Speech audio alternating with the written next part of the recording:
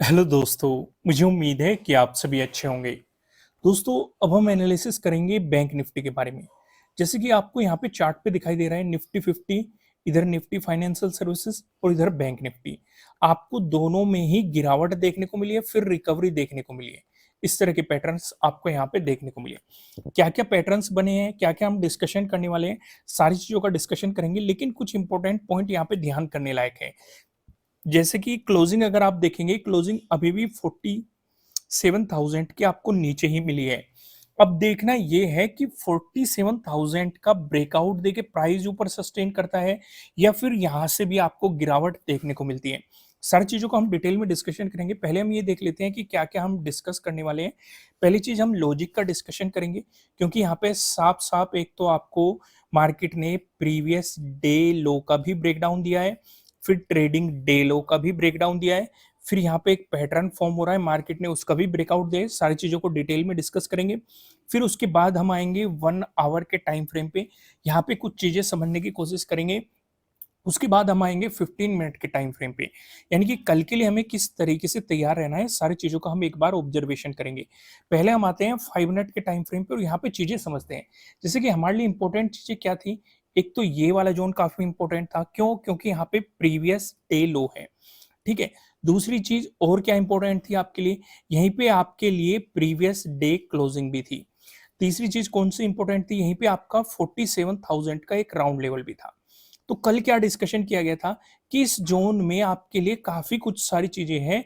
या तो मार्केट इनका ब्रेकआउट देके प्राइस ऊपर सस्टेन करे तो पॉजिटिव साइड का प्लान कर सकते हैं, या फिर ज्यादा बेहतर ये था मार्केट इस स्विंग को निकाल देता तो और ज्यादा बेहतर रहता। लेकिन मार्केट 47,000 पे एक रिजेक्शन की तरह एक्ट करता रहा और फिर मार्केट ने आपको दे दिया ब्रेकडाउन। ब्रेकडाउन किसका दे दिया? प्रीवियस डे लो का मार्केट ने आपको ब्रेकडाउन दे दिया। अगर आप नहीं जानते प्रीवियस डे लो का ब्रेकडाउन क्या होता है, क्योंकि यहाँ पे आप देखेंगे ट्रेडिंग डे लो का भी आपको ब्रेकडाउन मिला, तो नीचे डिस्क्रिप्शन में आपको एप्लीकेशन का लिंक मिल जाएगा। फिलहाल 60% का ऑफ चल रहा है। नीचे डिस्क्रिप्शन में आपको एप्लीकेशन का लिंक मिल जाएगा, आप जाके इस ऑफर का फायदा उठा सकते हैं। लेकिन मार्केट ने यहाँ पे किया क्या?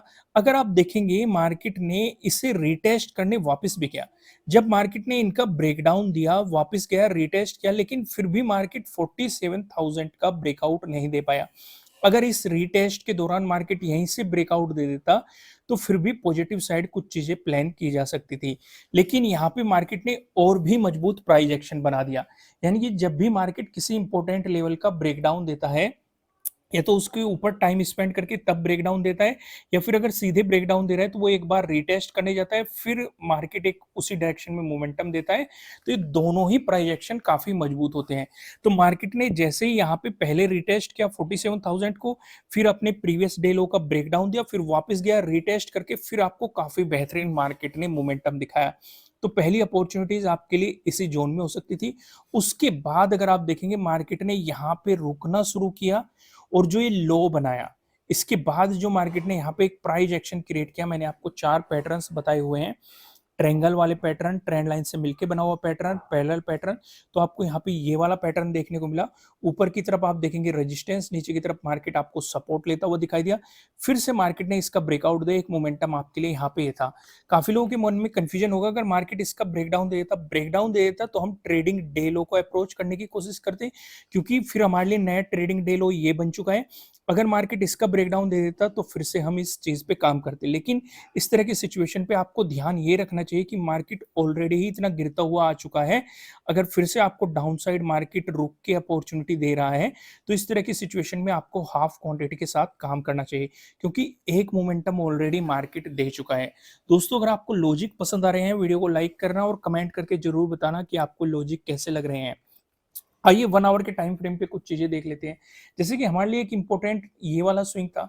अगर आप देखेंगे अभी भी क्लोजिंग इसी स्विंग के आसपास आपको देखने को मिल रही है। फिर ये वाला स्विंग भी हमारे लिए काफी ज्यादा इंपॉर्टेंट था, क्योंकि मार्केट 17 को भी अगर आप देखेंगे यहाँ से गिरा था। उससे पहले भी मार्केट एक बार आया था और उससे पहले भी आप देखेंगे एक बार गिर चुका है। तो यानी कि ऊपर की तरफ एक तो हमें चाहिए 47,000 का ब्रेकआउट। अगर मार्केट पॉजिटिव साइड रहना चाहता है तो उसे 47,000 का ब्रेकआउट देके प्राइस ऊपर सस्टेन करना पड़ेगा, और एक रुकावट मार्केट के लिए ये बन सकती है, यानी कि जो अगले रेजिस्टेंस की पॉसिबिलिटी रहेगी इसी वाले जोन में रहने वाली है। अगर इसका मार्केट ने ब्रेकआउट दे दिया फिर तो मार्केट और भी ज्यादा आपको पॉजिटिव जाता हुआ दिखाई दे सकता है। फिर कहीं ना कहीं उम्मीद हो जाएगी कि कहीं ना कहीं मार्केट 48,000 के अराउंड जाता हुआ दिखेगा, एक ही दिन में नहीं, पॉसिबिलिटी बढ़ जाएगी कि मार्केट कुछ दिनों में वहां तक आपको जाता हुआ दिखाई दे सकता है। एक बात और होती है भाई, जैसे कि यहाँ पे हमें ये लगने लगा था कि अगर मार्केट ब्रेकआउट दे दिया, 47,000 से ऊपर प्राइस सस्टेन कर गया तो एक मोमेंटम मिल जाएगा, लेकिन मार्केट वापस आया।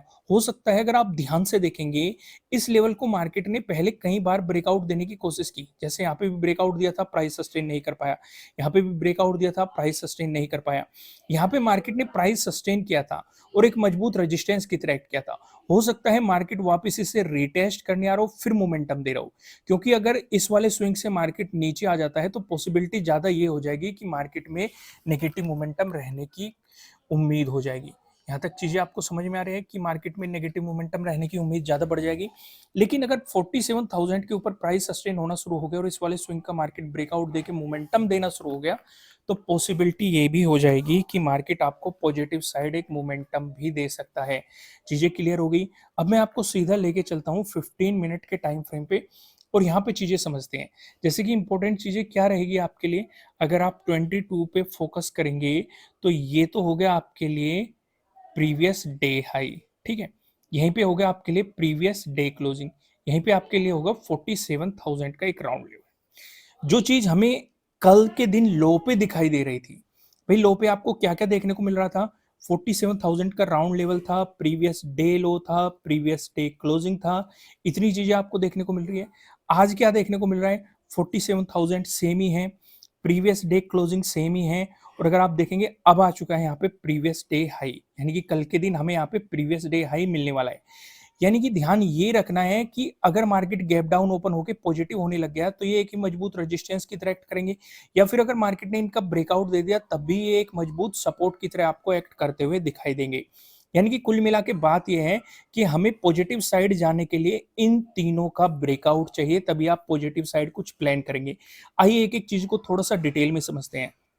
अगर मार्केट फ्लैट ओपन होकर आपको पॉजिटिव मोमेंटम दिखाता है तो इसका मतलब हमें 47,000 का भी ब्रेकआउट चाहिए, प्रीवियस डे हाई का भी ब्रेकआउट चाहिए, अगले रेजिस्टेंस की पॉसिबिलिटी आपकी इस वाले जोन में हो जाएगी। इसका ब्रेकआउट मिला तो आपको आगे और भी मार्केट पॉजिटिव मोमेंटम देता हुआ दिखाई दे सकता है। वहीं पे अगर मार्केट फ्लैट ओपन होकर आपको नेगेटिव मोमेंटम दिखाता है, यानी कि यहाँ पे रेजिस्टेंस की तरह एक्ट करने वाला है, क्योंकि प्रीवियस डे हाई हो गया, यहाँ पे प्रीवियस डे क्लोजिंग हो गया और 47,000, यानी कि अगर कल मार्केट 47,000 के ब्रेकआउट देने के मूड में नहीं हुआ, एक रिवर्सल दिखाया, तो इस वाले स्विंग पे आपके लिए पहले सपोर्ट बनने की पॉसिबिलिटी है। इसका ब्रेकडाउन मिल गया तो प्रीवियस डे लो पे आपके अगले सपोर्ट बनने की पॉसिबिलिटीज हो सकती है। इसका भी आपको ब्रेकडाउन मिल गया तो आपको इस जोन में साफ साफ दिखाई दे रहा है कि यहाँ पे आपके लिए सपोर्ट बनने की पॉसिबिलिटीज हो सकती है। वहीं पे अगर आपको गैप अप ओपनिंग मिलती है, दोस्तों गैप अप ओपनिंग का डिस्कशन करने से पहले मैं आपको बता दूं, आपके लिए किसी भी तरह का ना तो कोई बाय रिकमेंडेशन है ना ही कोई सेलिंग रिकमेंडेशन है, ये जस्ट एजुकेशनल पर्पज से बनाई गई एनालिसिस वीडियो है। इन्वेस्ट करने से पहले आपको अपनी रिसर्च करनी है, अपने इन्वेस्टर की सलाह लेनी है, क्योंकि प्रॉफिट भी आपका होने वाला है, लॉस की जिम्मेदारी भी आपको अपने आप लेनी है।